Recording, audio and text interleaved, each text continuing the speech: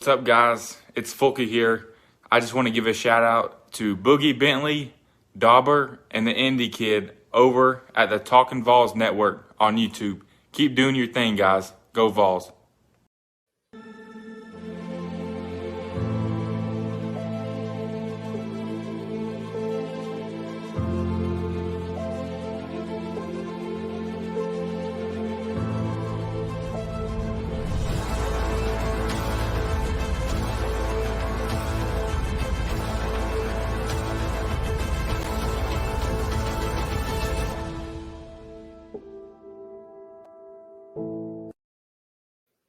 Welcome to the Talkin VAWLS Network. My name is Boogie Bentley, and this is the week. We've all had it circled on the calendar. Lane Kiffin returns to Neyland Stadium for the first time as a head coach since he tucked his tail between his legs and ran off in the middle of the night. Two high-powered offensive minds, Josh Heupel versus Lane Kiffin, going head-to-head. ESPN 7:30 p.m. kickoff. I'm fired up, guys. This is the week. Ole Miss leads the SEC, putting up 46 points per game, but the Vols aren't far behind, putting up a little over 41 points per game. Ole Miss did. They opened up as a slight favorite. No real surprise there. I think I've seen it at 4, and then I've also seen it around 3.5. So I'm sure that line will continue to move. Checker Neyland movement is underway. I'm seeing that all over Twitter, people trying to get that rocking and rolling. I think that's a good idea. The atmosphere in Knoxville should be electric, but this is the scouting report for the Ole Miss Rebels. But before we get going, do me a favor, go ahead and smash that like button just below the video. Takes a couple of seconds. Just hit that thumbs up, helps the channel. Also, if you are new to the Talkin VAWLS Network and wondering, what is this? Well, first of all, welcome. We're not experts. We're not insiders. We don't pretend to be media or something special. This is a fan-run YouTube channel. We are just like you. We are just fans that jump on here and give our opinions. We do go live every single Tuesday night, 8 p.m. Eastern, right here on the Talkin VAWLS Network. And also, we're going live tailgate show. It's going to be a tailgate fan call-in show Saturday, about an hour before kickoff. So make sure you're a member of the channel. Click that join button for as little as 99 cents per month. You can join us on that. And then we'll be live after the game as well. So subscribe, click that bell for notifications, all that good stuff. But let's go ahead and jump into it. Let's talk a little bit about Ole Miss. Obviously, when you talk about this football team, you're going to start on the offensive side of the ball. And that begins with quarterback Matt Corral. He's already thrown for close to 1,500 yards, 12 touchdowns, and 0 interceptions. This kid is accurate. He makes good decisions. And, he had that 6 interception game last year against Arkansas. And I truly believe that was a turning point for Matt Corral. He's talked a lot about it, talked about how it's made him a better quarterback, a better leader.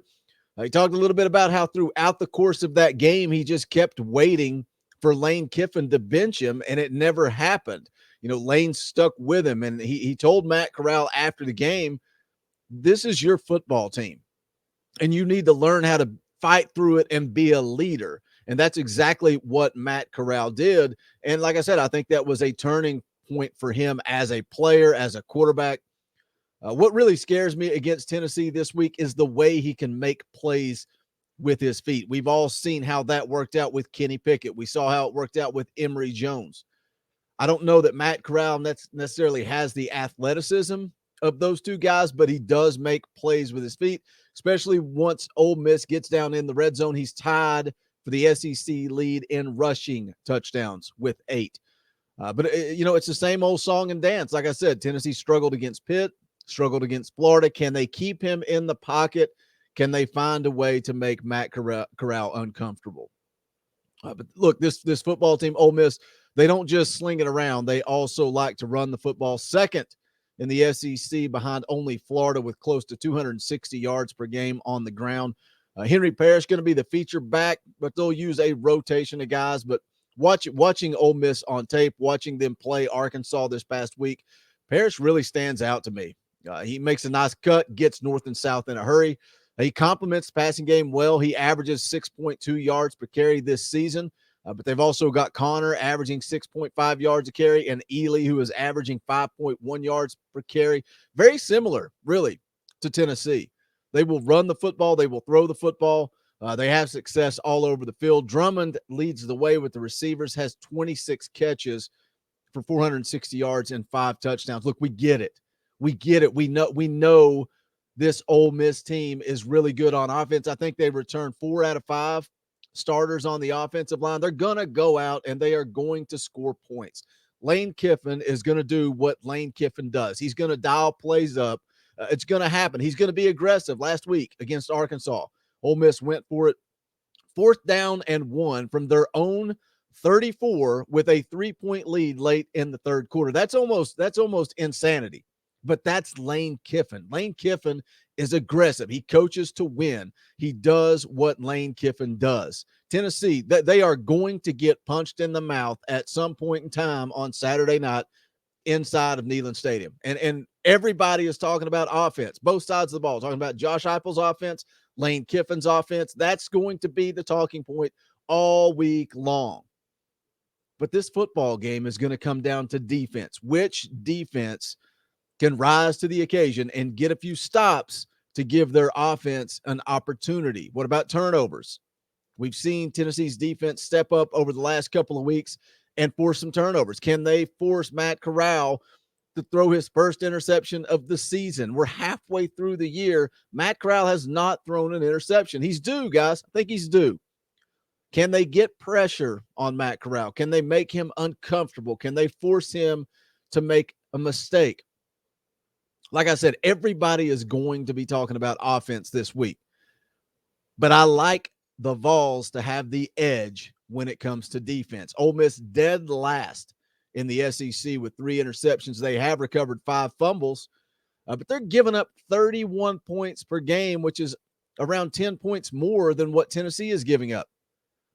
And they returned a lot of guys from last year's unit, but that's a unit that ranked 126th in total defense and 117th in scoring defense. And yeah, Kiffin did go out. He signed 14 incoming freshmen, also added some transfers on the defensive side of the ball to try to patch that up. Senior Sam Williams leads Ole Miss with 5 sacks, also has 2 forced fumbles. Linebackers Chance Campbell and Cedric Johnson also combined for 5 sacks. But something, when I watched that Arkansas game last week, something to take note, they played a lot of 3-man fronts. And if you go back and you look at Tennessee's game against Missouri, Missouri also used a lot of 3-man fronts. Now, they were more of a 3-3-5 versus Ole Miss is going to be more of a traditional 3-4. But a 3-man front, I like the opportunity for Tennessee to run the football. Now, Ole Miss, again, more traditional, more 3-4. Their linebackers played downhill. They are aggressive. They attacked the run game all day long against Arkansas. But as a unit, they're giving up close to 200 yards per game on the ground. Meanwhile, Tennessee third in the SEC in rushing at 253 yards per game on the ground. I like that matchup for Tennessee. I think the Vols can have some success running the football early, sprinkle in some play action. I like the advantage Tennessee's defense compared to Ole Miss defense. Look, we know it's going to be a shootout, right? A lot of points are going to go up on that scoreboard Saturday. Again, Ole Miss favored around 3 or 4, depending on where you look. The over-under set at 85.5. 85.5 the last time I looked. I didn't feel good about this game all summer long. Other than the Pitt game, you guys know how I felt about that. It was the one game that everybody was calling a toss-up that I just didn't feel good. I didn't have that confidence. But when I look at the numbers and I look at the stats and I watch Ole Miss play, and plus I watch Tennessee play, the momentum that Tennessee is starting to build with Hendon Hooker being the quarterback. The fact that I think Tennessee truly has an advantage on defense. What Tim Banks has been able to do this season has been remarkable. Maybe outside of Rodney Garner, probably the top guy on this Tennessee coaching staff as an assistant coach. But can Tim Banks in this defense, can they find a way to slow down Matt Corral and Lane Kiffin? Can they force some turnovers? Bottom line for me, guys, I like Tennessee's ability to stop Ole Miss more than I like Ole Miss's ability to stop Tennessee. Again, with Hendon Hooker, the more reps he takes at QB1, the better he looks. This Tennessee football program is building momentum. Listening to VolQuest this week, sounds like Cooper Mays was dressed out against South Carolina and ready maybe in case of an emergency situation. I think he gives it a go. I think Cooper Mays gives it a go this week. Jabari Small also dressed last week, but got a much-needed week off. Call me crazy, guys. Call me. I've got that feeling. I've got that feeling in my gut. I think the Vols go out. They take care of business this week. Night game, ESPN, Checker Neyland, world watching. Going to be a shootout down to the wire, but I think Tennessee finally starts to turn that corner this week. I'm going Vols 45, Ole Miss 42. Again, call me crazy. I think it could come down to special teams play. Ole Miss already missed 2 extra points on the year. Maybe Chase McGrath knocks one home late in the fourth quarter to get the win inside of Neyland Stadium. Tennessee finally starting to get some talk, get some press after a big win over Lane Kiffin and Ole Miss. Do me a favor, hit the comment section with your predictions. I want to know how you guys feel. What do you think of this game on Saturday? What are the keys to the game? But leave me your predictions. Also, a quick reminder, again, we will be live tomorrow night, just as we are every single Tuesday night, 8 p.m. Eastern time. So join us for Talkin VAWLS live, and then Tailgate Show Saturday, 6:30 p.m. But make sure you're a member of the channel. The members of the channel get priority coming on the show with us. We'll get 8, 9, 10 people on, and we will hang out. Maybe we'll go live even earlier. Maybe we'll go an hour, hour and a half. Who knows? Who knows? I'm fired up and ready to go for Saturday, so I hope you guys will join us. If you have not done so yet, please smash that thumbs up on the way out the door. Also, you can check out the official merchandise of the Talkin VAWLS Network. Just go to bonfire.com/store/Talkin VAWLS. We've got several different designs, color schemes, good quality merchandise. Any and all support is greatly appreciated. But if not, we're just glad you're here. We're glad you guys join us for Talkin VAWLS Live. Check out the videos. Hit that thumbs up. Promote the show. Share it out. Tell somebody about Talkin VAWLS. You guys make this show what it is. But that's going to wrap it up for this one. This is the Talkin VAWLS Network. My name is Boogie Bentley. Go Big Orange. The songs how like me, poets sat in our chains.